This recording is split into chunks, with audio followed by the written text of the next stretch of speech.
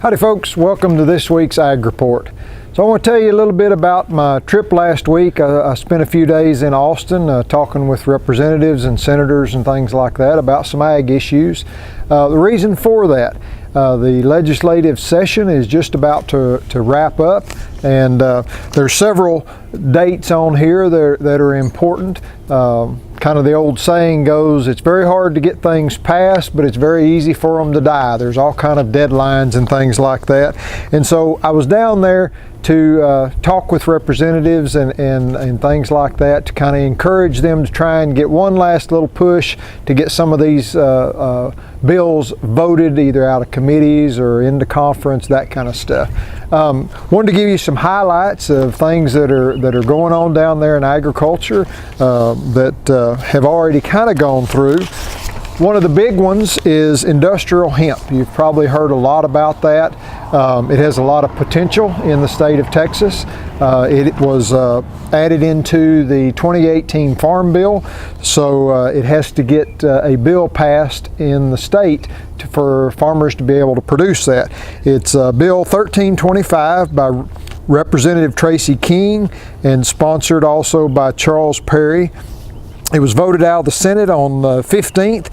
What this will do is the bill enables Texas to comply with the provision of the 2018 Farm Bill, creating a production plan in state hemp production. Farmers will be required to participate in the state hemp program in order to cultivate, handle, or process hemp in Texas.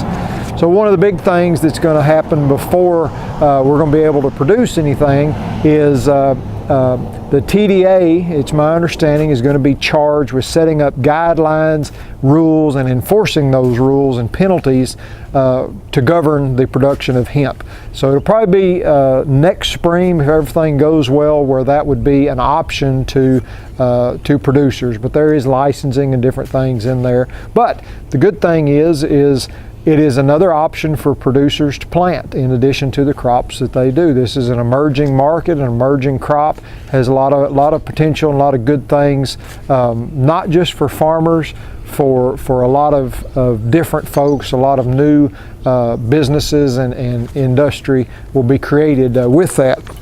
Some of the other things that are going along, you may not realize this, but it is illegal for us to drive on the shoulder of a road. We're supposed to stay in the lane, like on Highway 287 and that kind of stuff when we're moving equipment around.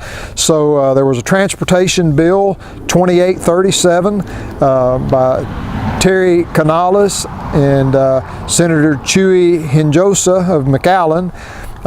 What that does is we are now legally allowed to drive on improved shoulders, which is important. We want to try and stay off to the side as best we can, but we also want to comply by the law. So it was a little gray area in there, but that's a good thing.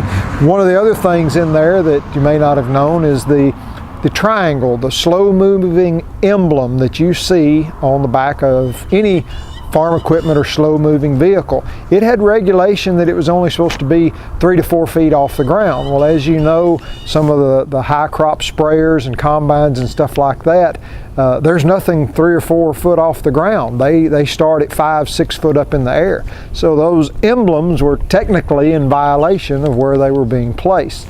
So they've cleaned that up a little bit, and now it just states that they need to be in clear view to be seen. So, another one of those things. It's important. It's safety. They got that kind of adjusted there. The president has announced that he's going to issue some funds to producers to compensate for the retaliations of the tariffs. As you know, last week they went up to 25%, and so there is an $18 billion program that will be issued through the USDA. Now, certainly want you to understand, we as producers and farmers, we want to earn our money.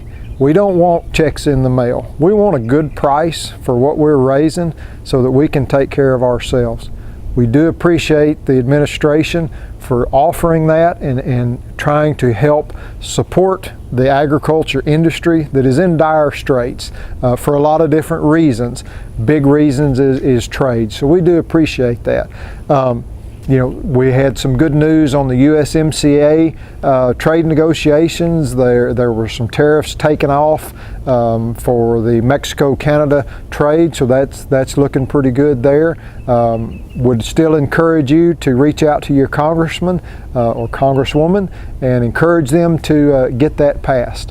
So I hope this kind of helps you, give you some insight. There's lots of stuff in agriculture. Sometimes it's not all crops and cattle and things like that. Sometimes it's legislative issues. So y'all have a good week. Y'all take care.